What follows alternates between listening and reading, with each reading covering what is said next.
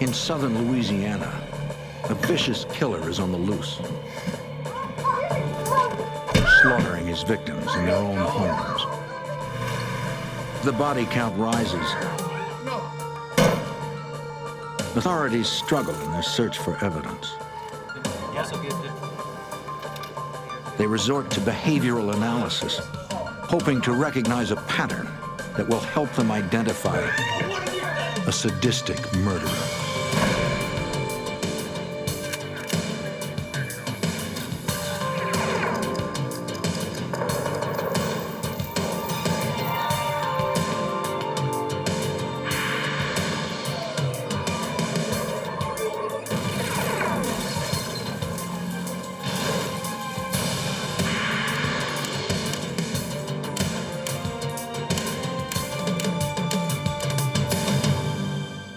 In Louisiana, a brutal killer turned a rural area into his personal hunting ground.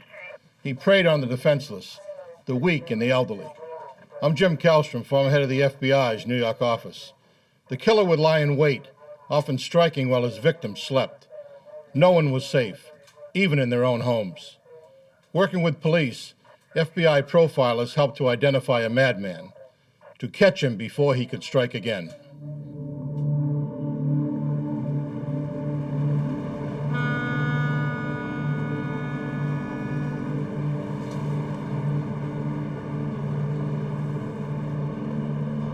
Helpless, Louisiana, May 9th, 1997.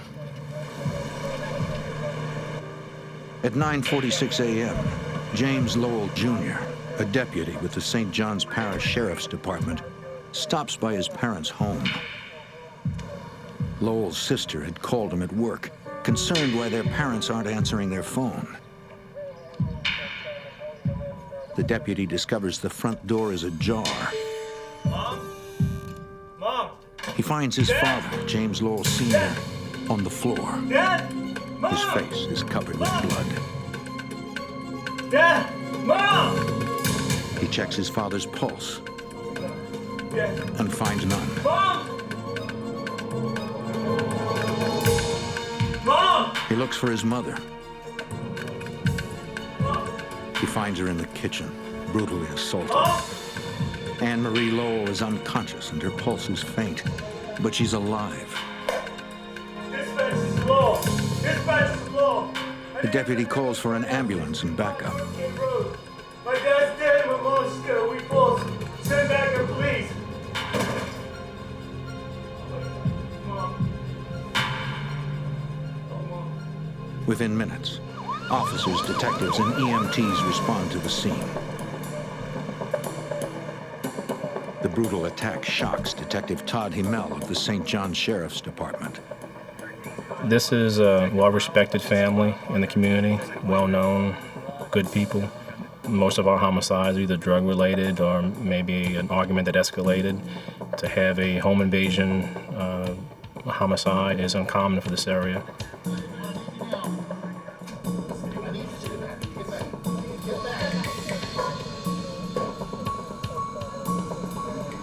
When I first made entry into the house, my first reaction was very gruesome. A tremendous amount of blood on the floor and the walls. The injuries to the victims were quite gruesome.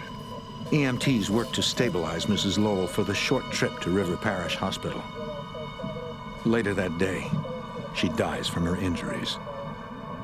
Deputy Lowell tells investigators how he found his parents. He points out a pair of eyeglasses on the kitchen floor that belonged to his father.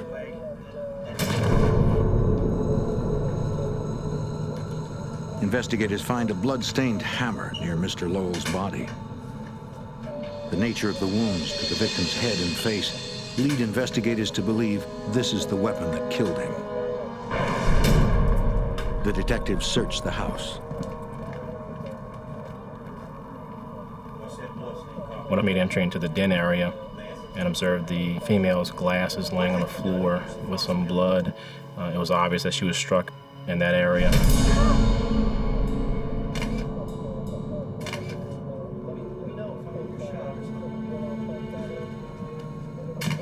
Investigators find a large sugarcane knife, sometimes called a side blade or sling blade. It's covered in blood, It was obvious that it was a weapon that inflicted the injuries on the female victim.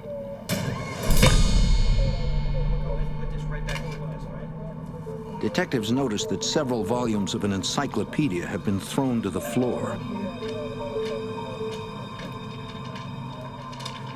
Well, that's why he's sick. I'm finished over there. Okay. Ooh, did you see that?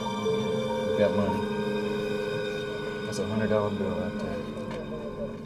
Checking the books still on the shelf, they find the Lowells had hidden nearly $12,000 there.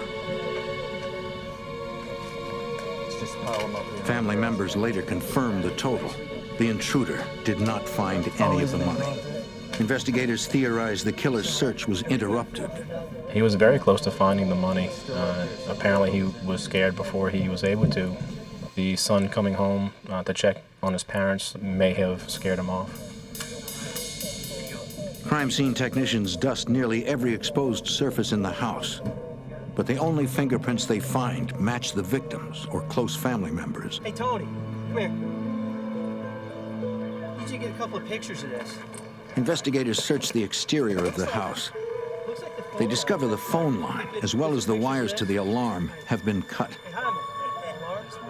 and one of the garage windows has been removed. Windows over here. Like I We're said, with the it looks determined like point of entry, which is the side window. Apparently the suspect had enough time to actually take a knife and remove the putty from a pane of glass from the old wooden windows. Detective Himmel suspects the killer took his time breaking into the Lowells' home. The particular location that he had made entry into was camouflaged by a fence and some trees, so in essence, no one would have seen him if they were passing on the road, so he did have time to make entry and to actually whittle away the putty from that window pane before he made entry into the residence. Investigators spread out to interview the Lowells' neighbors. I'm gonna start Although with Laplace is a tight-knit community, nobody has noticed anything unusual. Detectives run background checks on everyone who has recently come in contact with the family. They discover that a handyman hired by the Lowells is an ex-convict. He spent 5 years in prison for manslaughter. We began an investigation looking into his background. From that point, we kept him under constant surveillance. 3 days later, police bring the handyman in for questioning. He claims he is innocent, but a polygraph exam suggests he is being deceptive.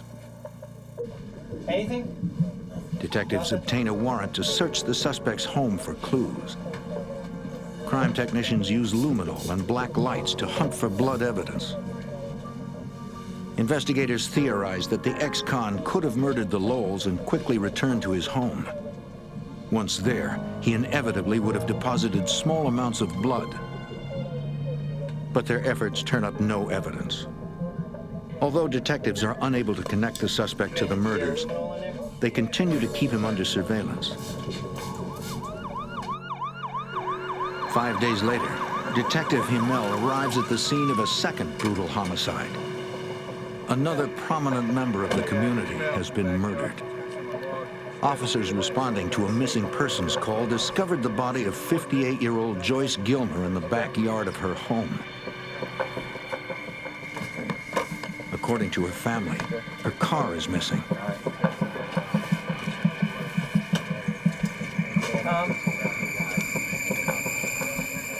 The victim has 4 bloody lacerations to the back of the head. Detective Himmel immediately suspects that this murder is related to the double homicide. There were several similarities between the two.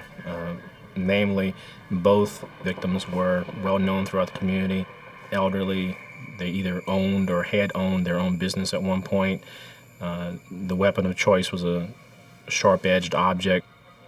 Investigators now realize they can rule out the possibility that the ex-con is the killer. He was under constant surveillance at the time that this crime had occurred, so we could eliminate him as being a suspect because we felt strongly that both crimes were related. Detective Himmel walks through the house looking for signs of an intruder. He finds none until he gets to the master bedroom. It appears as if the killer knew exactly what he wanted, the victim's family reported a safe is missing. The only room that was disturbed was the master bedroom closet where the safe was located, which indicated to us that the perpetrator knew exactly where to go and knew exactly what he was looking for when he went into the residence. And having knowledge of that, the safe existed inside that master bedroom, it's a good possibility he knew the victim, that it could be one reason that he did murder her, is because she knew who he was and could identify him. The investigators find no evidence of blood inside the house. They conclude that the victim was likely forced into the backyard, where she was murdered. Crime scene investigators process the house for evidence, including hair, fiber, and fingerprints. The killer has been careful. Once again, he has left nothing behind. Later that day, investigators find Mrs. Gilmer's car in the parking lot of a hotel just a few miles from her home. Deputies tow the vehicle to the sheriff's impound lot for analysis. When the car was found, the keys were still in it, so it was obvious that he had used that area just to dump the vehicle and had gotten into another vehicle, which was either parked there previously or he was picked up by someone. Crime technicians collect several fingerprints, but they only match the victim and members of the victim's family. For Detective Himmel, the car is another dead end.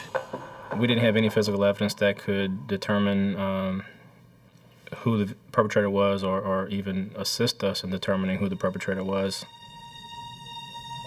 Investigators review videotapes taken by the hotel's security cameras. Unfortunately, the cameras were not focused on the area where the stolen vehicle was abandoned. It was a very stressful, very tense moment, trying to determine who's responsible for these crimes, working 20 hours a day, getting 4 hours of sleep a night. It was quite stressful. With limited resources and almost no evidence to go on, the St. John Sheriff's Department calls the New Orleans field office of the Federal Bureau of Investigation. Detectives hope FBI profilers can help identify a vicious killer.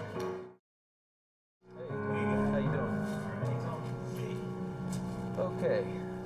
This is where Special Agent Dan Funk travels to the scenes of both homicides, starting with the Lowell murders. we back up against this show. Investigators are still processing the home 2 weeks after the slayings.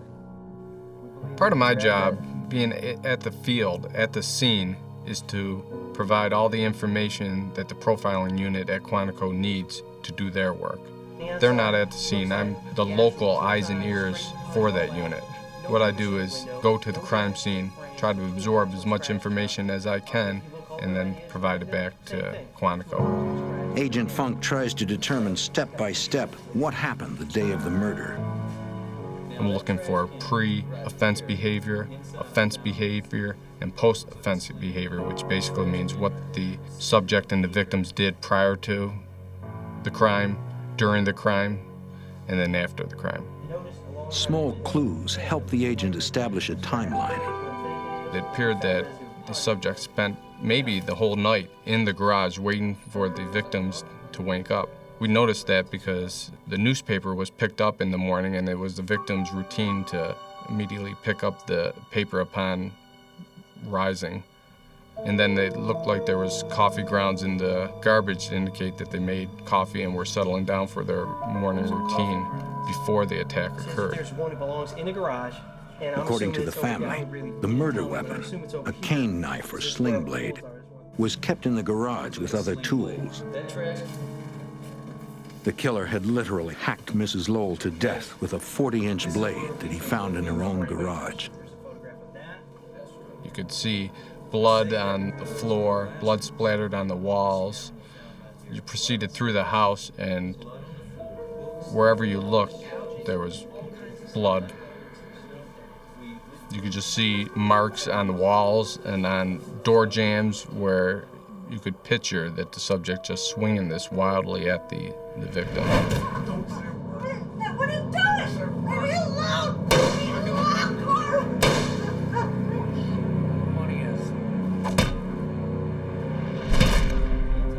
This was probably the worst crime scene that I've ever seen. And it spread throughout the house, which indicated that There was just an ongoing confrontation between the victims and the subject that just went on and on.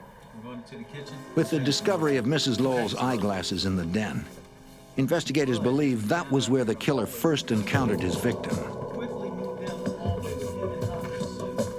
Since her body was located in the kitchen, investigators speculate she was chased there by the intruder. The discovery of Mr. Lowell's eyeglasses on the kitchen floor suggests a possible scenario. To have Mr. Lowell's glasses in the kitchen, we believe that's the initial point of contact between him and the perpetrator. Investigators theorize that Mr. Lowell entered the kitchen attempting to defend his wife, but they note his body was found in the hallway. We believe he was either trying to get another weapon or trying to get to a phone that was in the hallway.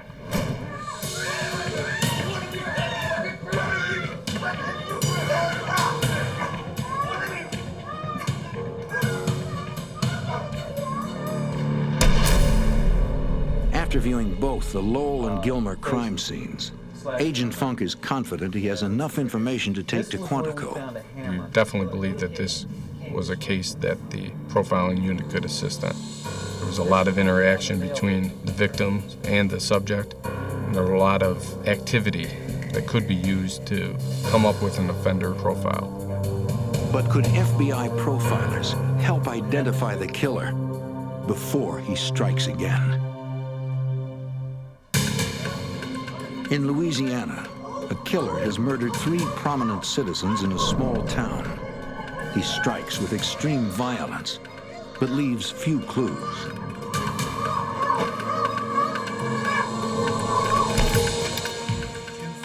Away from our victims. At FBI headquarters in Quantico, Virginia, Special Agent Dan Funk and local investigators brief FBI profilers on the murders. My partner, he's got the newest case that we're working. The expert observes that the Lowell crime scene reflects a mixed behavior. So it's a good two-handed weapon, very sharp. It's not worth anything. The subject was organized in the burglaries, but disorganized in the murders. The subject brought tools with him to disable alarms and phone lines and to enter the residence, but he was disorganized once he entered it. He didn't bring a weapon with him, but he found weapons of opportunity located at the scene. Profilers also note that careful planning gave way to extreme violence when the intruder confronted his victims. The brutality of the murders suggests a chaotic personality.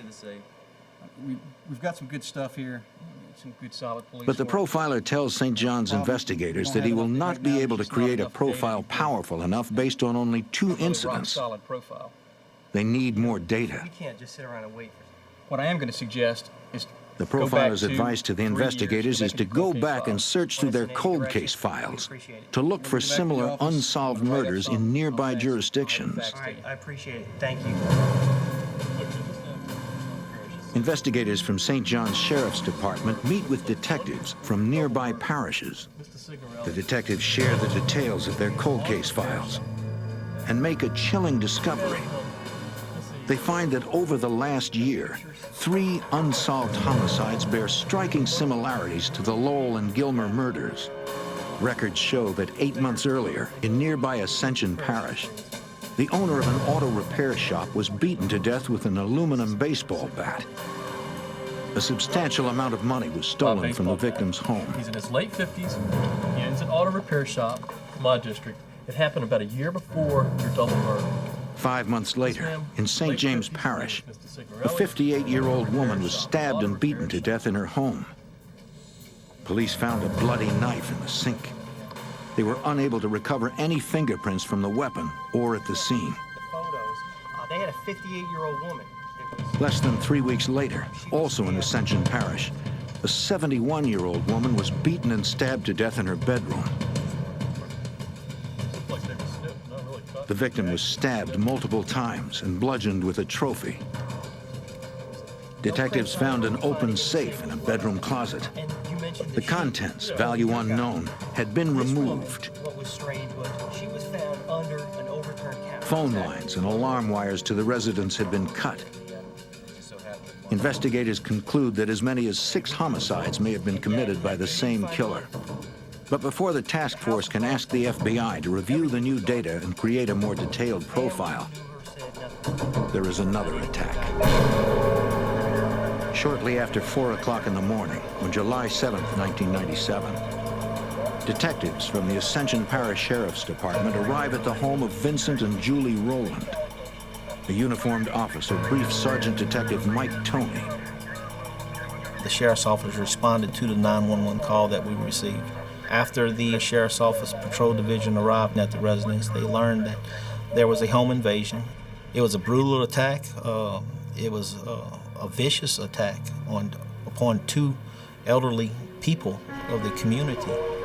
Detective Toney learns the couple sustained severe lacerations and gunshot wounds.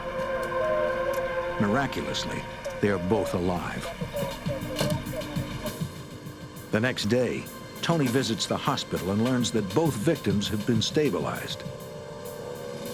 The doctor tells investigators that dozens of .410 gauge shotgun pellets were removed from the face, neck, and chest areas of both victims.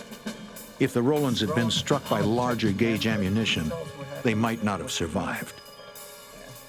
Among his injuries, Mr. Roland has a large knife wound and shotgun blast to his face. It was remarkable that he was able to talk and give us information. He was determined to give this information because he wanted his attacker caught.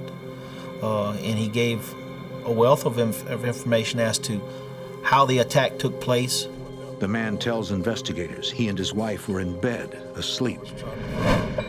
It was around 2 or so in the morning. He was awakened when this large 30-pound rock was thrown upon his face. As he rises up out of the bed, the attacker starts hitting him in the facial area with the side blade. He tries to defend himself from the attack. The man struck him with the sling blade over and over again. Mr. Roland said he was ordered to open a safe that was in the bedroom closet. He told the man he couldn't open the safe because he was hurt too badly. He and his wife were forced into the bathroom. The combination of the safe.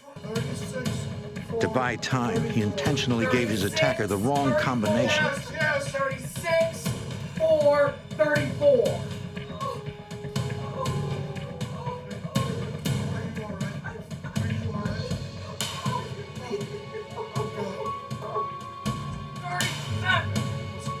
Wrong answer. That's not the combination. He ordered Mrs. Roland to open the safe or he would kill them both. Go! Go! Go! Open the safe. Let's go, you're taking forever. Open it up! Back up. The safe contained over $100,000 in cash.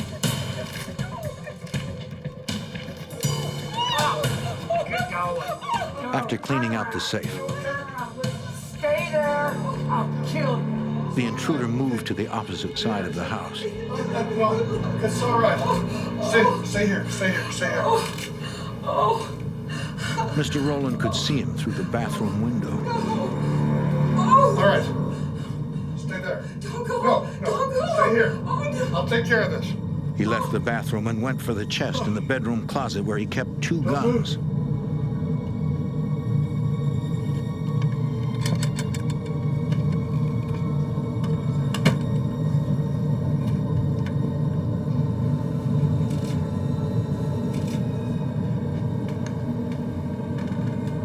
He hid behind the sofa and waited.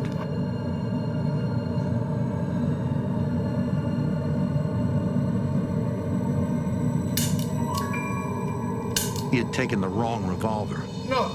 The one he kept loaded was still in the closet. The intruder had found a shotgun in a gun cabinet. No! Mr. Roland was hit in the face. He laid there pretending to be dead, at which time he heard someone walk up to him, which he didn't realize it was his wife. He hears a second shot goes off, and then he realizes his wife has just been shot.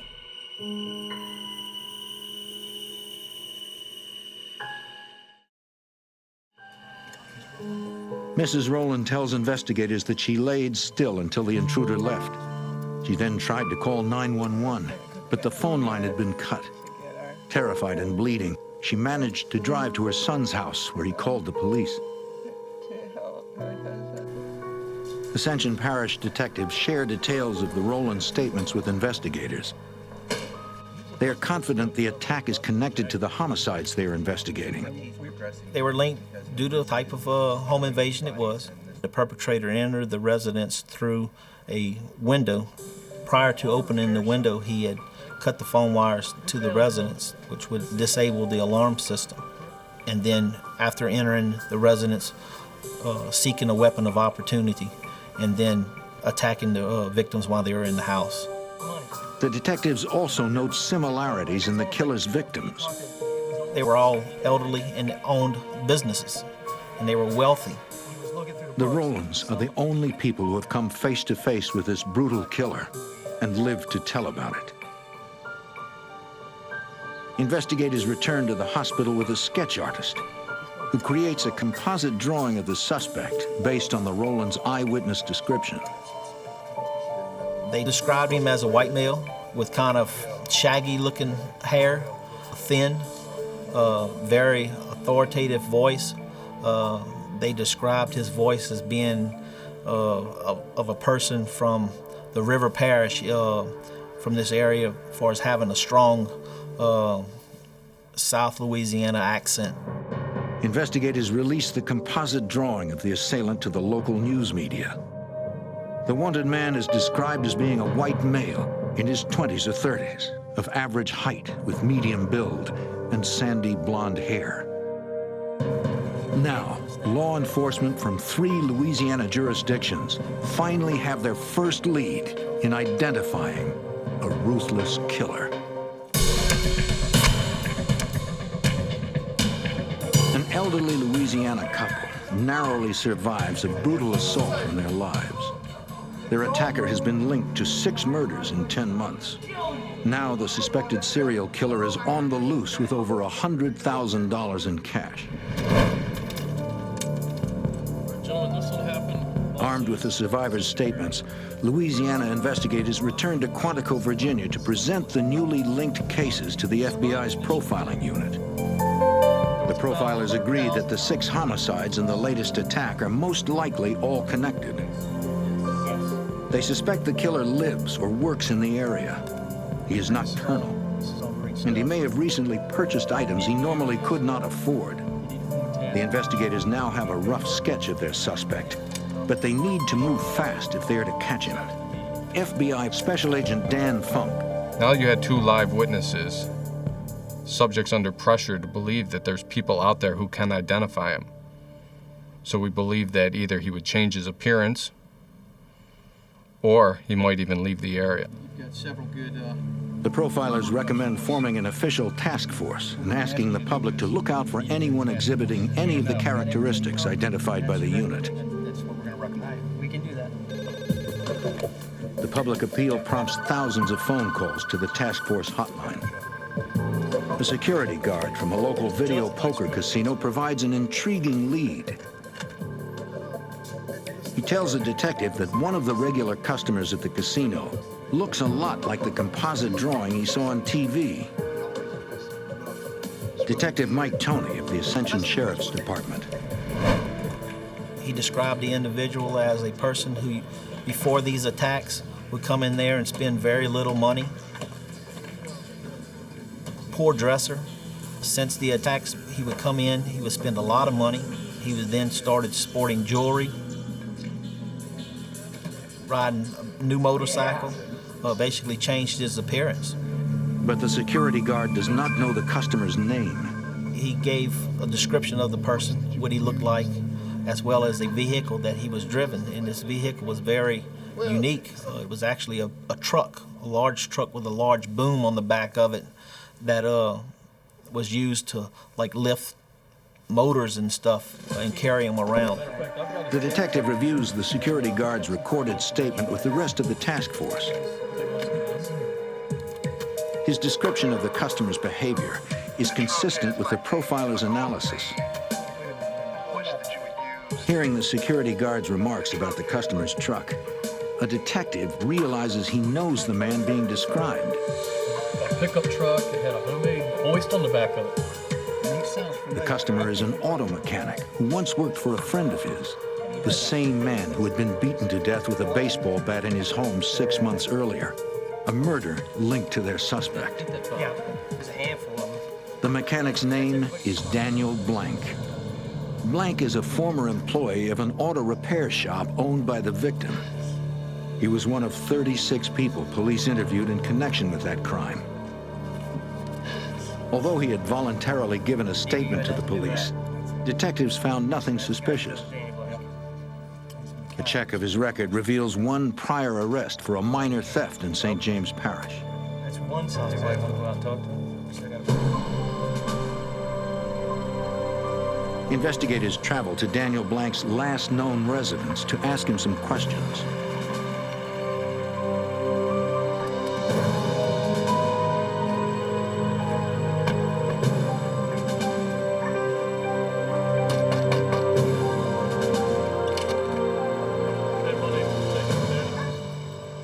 A woman answers the door. She says she is the mother of Sonia Radford, Daniel Blank's girlfriend. She advised us that Daniel Blank and his girlfriend had just moved to Texas, that he wasn't there. Left my information with her. If she would speak to him after we leave, would she give the information to him that we needed to talk to him? Very important that he gets up with us.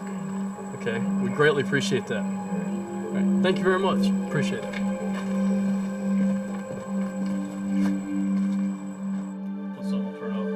10 minutes after Detective Tony returns to his office, he receives a telephone call.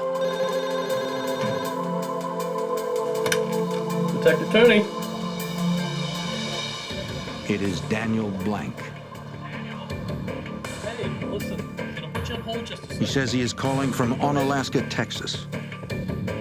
And while I'm on the phone with him, I advised him that we were investigating several homicides of elderly people. And from those homicides, a large amount of money was stolen from these people. And he just started being a wealth of information. He started talking about how he was gambling, that he was winning a lot of money, that he had all the receipts for his gambling winnings. And during the conversation, he tells me that he will be back in Louisiana within a few days. So it was set up where he would come and meet with us when he came back into Louisiana. Okay, Daniel. Well, please call me as soon as you get back here, okay? All right. Thank you. All right. But Daniel Blank has no intention of returning to Louisiana. So investigators will have to go and find him. In Louisiana, authorities identify a suspect in a series of brutal murders. But as the investigation heats up, the suspect moves to a small town in the neighboring state of Texas. Federal agents in Louisiana contact Special Agent Rick Locke at the FBI's Lufkin, Texas resident agency. Agent Locke often works undercover, so his identity must be protected. Anytime that there's a case that would involve the violent death of a number of people and the possibility of a serial killer on the loose, that would be moved to a #1 priority. Agent Locke asks Lieutenant Detective Mike Nettles from the Polk County Sheriff's Department to locate and surveil Daniel Blank.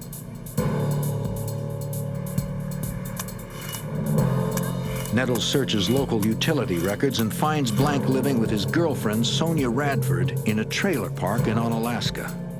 Once we identified him, then we started working on trying to build a case to see, was he spending a lot of money? Did he have a lot of money? Because we knew that there was a lot of money taken from some of the murder scenes in South Louisiana. Get a good look at him. Special Agent Locke and Detective Nettles keep the suspect under a close watch. When we were conducting the surveillance of Blank, we did notice that he had purchased a vehicle since he had arrived in Texas. He had purchased a trailer home. He then leased a automobile repair shop business and opened a business known as Daniel's Automotive. Public records reveal that Blank has leased the garage in his girlfriend's name.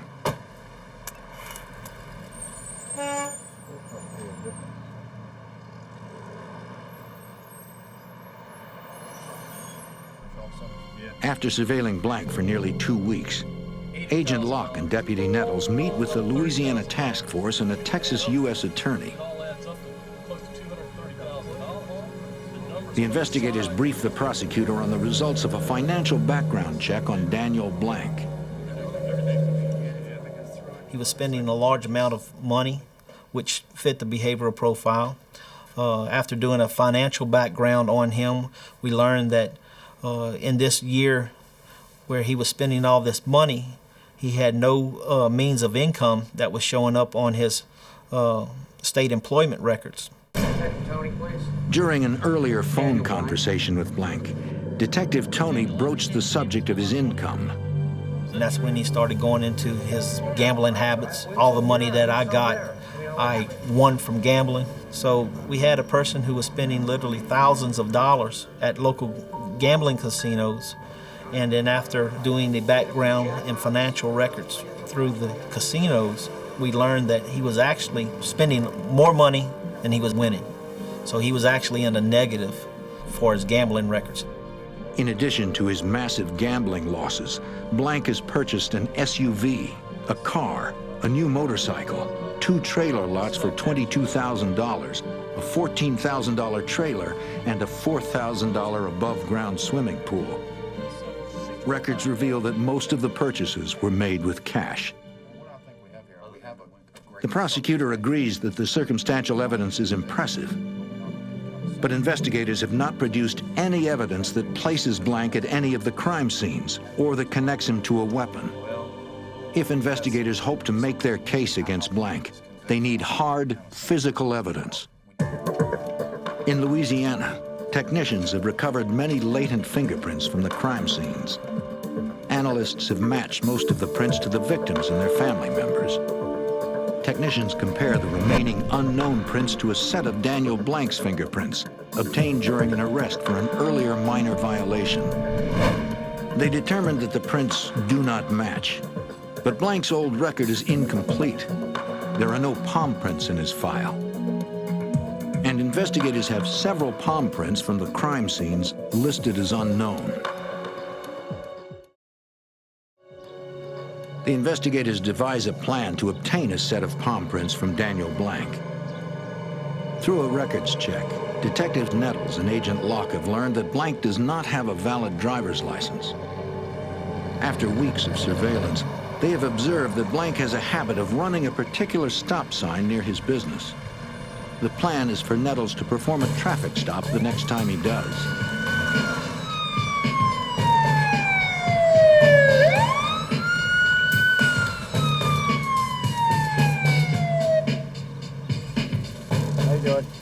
Driver's license registration? I don't have my license on me. As predicted, Blank is unable to produce a valid driver's My license. license expired. Okay, so we're gonna go ahead and have to go down to the courthouse.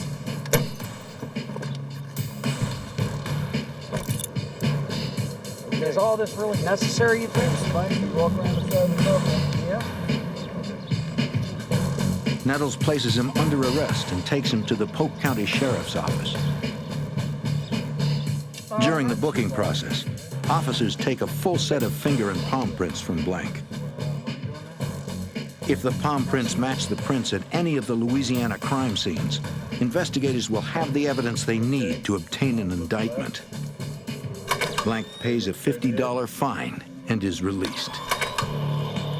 At the fingerprint lab, technicians compare the palm prints to latent prints collected at the crime scenes.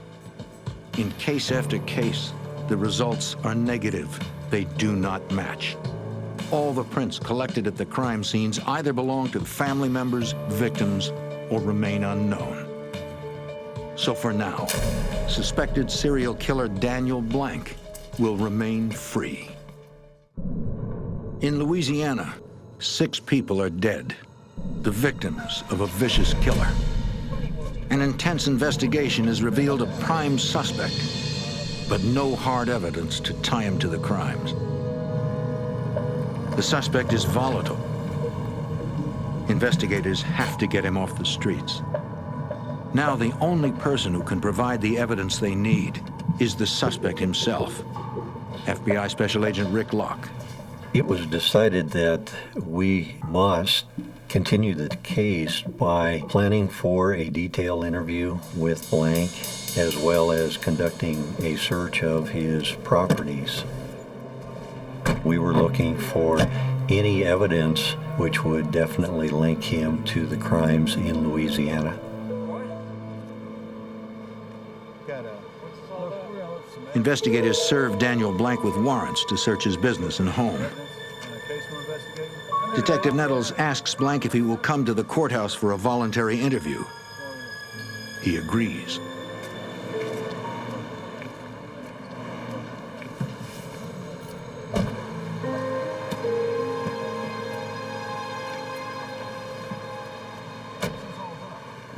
Blank is not arrested, but he is advised of his Miranda rights.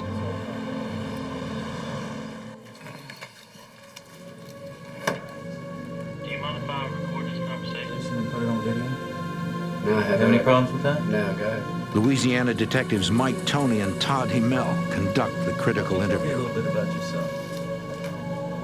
It's a lot of pressure. You know that you either get a confession and solve these cases or you don't, and you have nothing. Where are you from? We had no physical evidence, and the circumstantial evidence wasn't that great to bring him to trial. We knew we needed a confession. We knew we needed him to tell us that he was responsible for killing these people. Without that, we had nothing. Our strategy was to first begin with background information with Daniel, asking questions that we knew the answer to. His family life, his education, his work background, that probably consumed an hour and a half. We then moved on to covering some of the homicides. The interview started to get interesting, I'd say probably within the third hour. At that point, we had challenged him on some of these homicides. We had asked him if he thought it odd that 2 of his former employers were deceased. But I damn sure didn't kill him. I didn't kill him. At that point, he became a little agitated. We were walking a fine line. We didn't want to upset him where he would walk out. He was not under arrest. He could have left at any moment. But it wasn't me. I don't have nothing. Blank continues to deny any involvement in the murders. It appears unlikely that he will confess to anything. Down the hall, investigators question Blank's girlfriend, Sonia Radford. She has also agreed to a voluntary interview. Investigating several homicides. It was entirely a consensual interview. She was free to leave.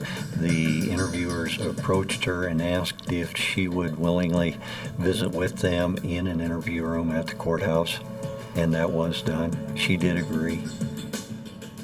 Sonia tells investigators she stayed out of Daniel's affairs, but she does admit he would often go out at night without telling her where he was going.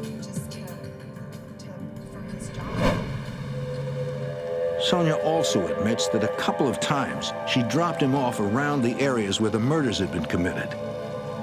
Blank always told her he was going to repair someone's car.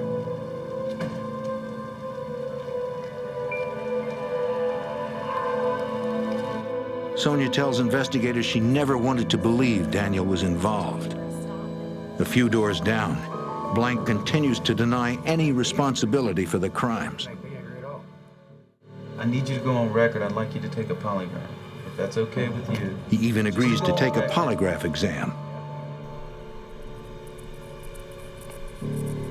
Just answer yes or no. I believe he agreed to take the polygraph because he needed to give the appearance that he was cooperative and that he wanted us to believe he was innocent. The examiner asks Blank if he ever struck Mrs. Gilmer, the elderly woman found outside her home. Blank answers no. After 3 tests, The polygraph examiner reports that Blank is exhibiting deceptive behaviors. He is most likely not telling the truth. Blank is beginning to show signs of stress. His interrogators decide to further destabilize him by introducing an emotional subject, the recent death of his mother. My father was no help. I could tell that his relationship was close with his mother. From that point, I just discussed his upbringing.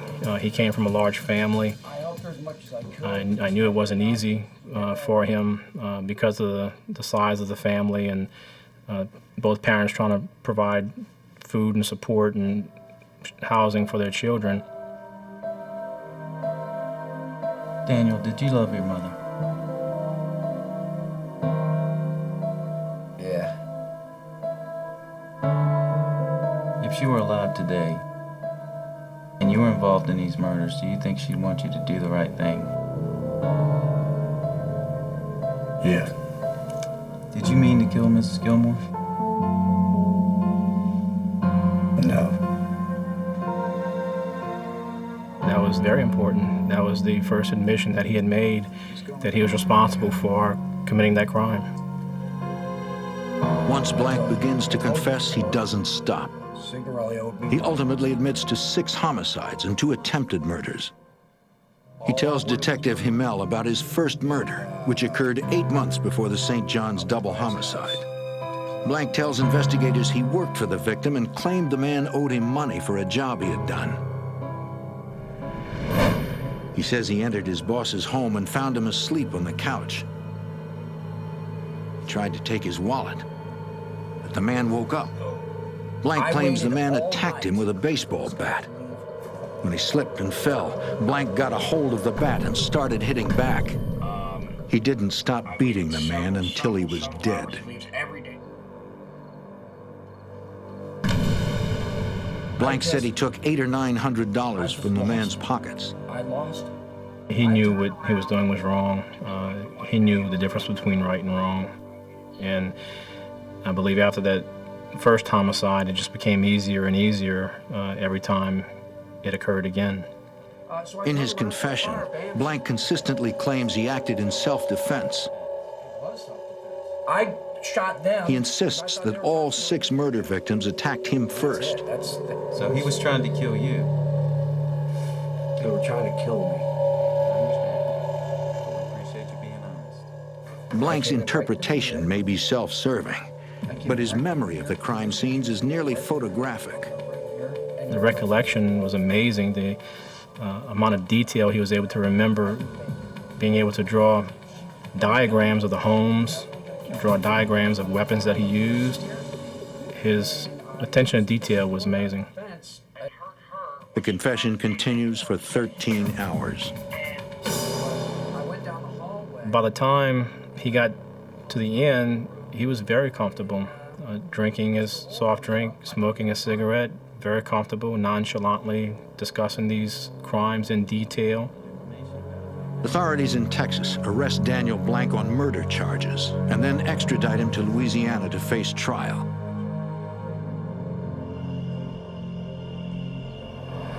Daniel Blank is convicted of 5 homicides and receives 3 life terms and 2 death sentences. He is currently on death row at the Louisiana State Penitentiary at Angola. The state of Louisiana decides not to pursue charges for the 6th homicide and attempted murders, confident that Daniel Blank will never leave this place alive.